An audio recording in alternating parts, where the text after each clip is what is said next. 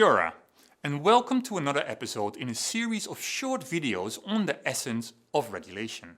In this episode we will explore the practical application of ethics in a regulatory context. If you would look up a definition of ethics in a dictionary or academic textbook, you will likely find something along these lines. Ethics tends to be defined in relation to moral principles. Moral principles are about our values of what we consider right and wrong. Morals are typically associated with personal behavior and subjective preferences. Ethics are typically associated with how sets of morals govern the conduct of individuals or groups.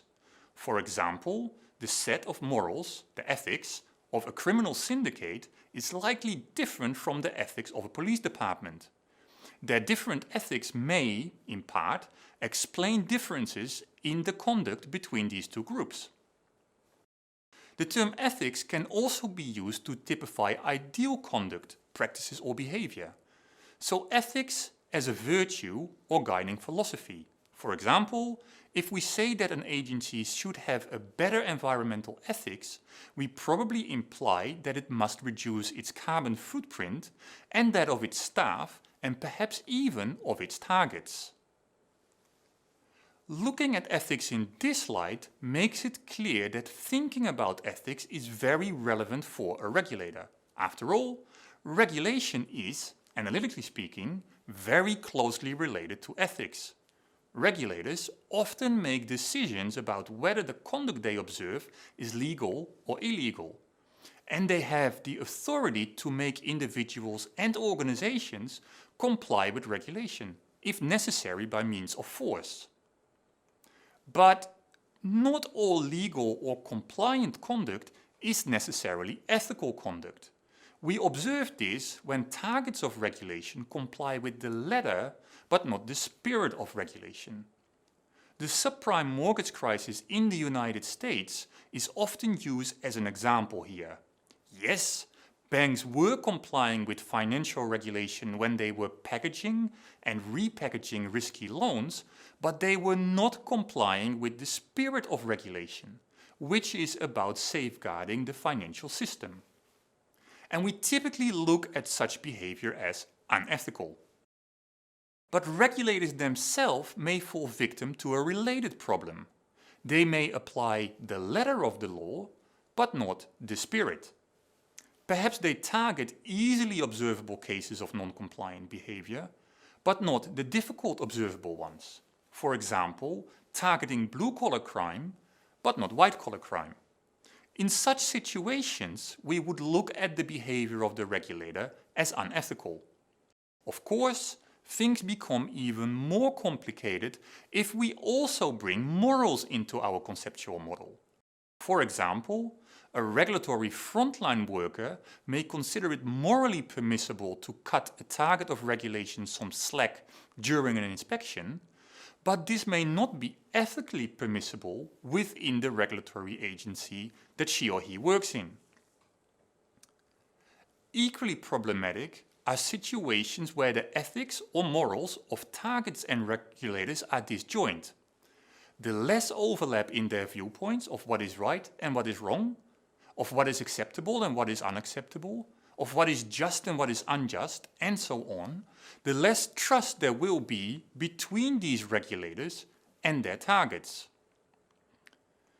So how can a regulator work on its ethics? Well, there are broadly two approaches. One is internally and the other externally. First, by taking serious ethics within the regulatory agency, the regulator can seek to come to agreement about the shared set of morals that make up the agency's ethics. These can be translated into a set of values, practices, or even codes of conduct for staff to comply with.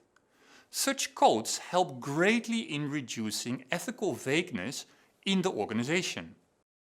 But as with any set of regulation, they will be most effective if they are understandable, feasible, enforceable, and are being enforced. There is little point having a dormant code of conduct or standards of integrity.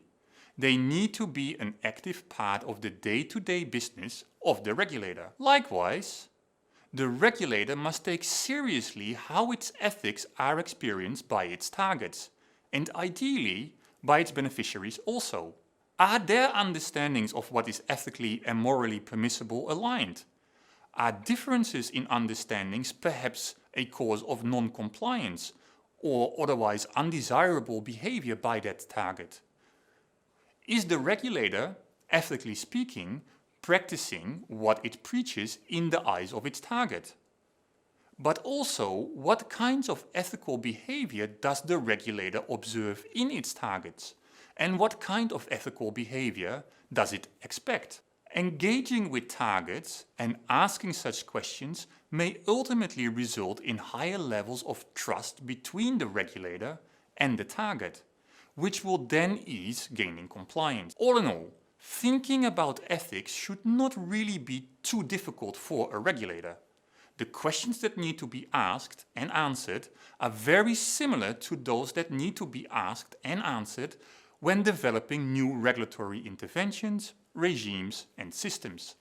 The main difference is that in thinking about ethics, regulators must bring their own conduct into the equation.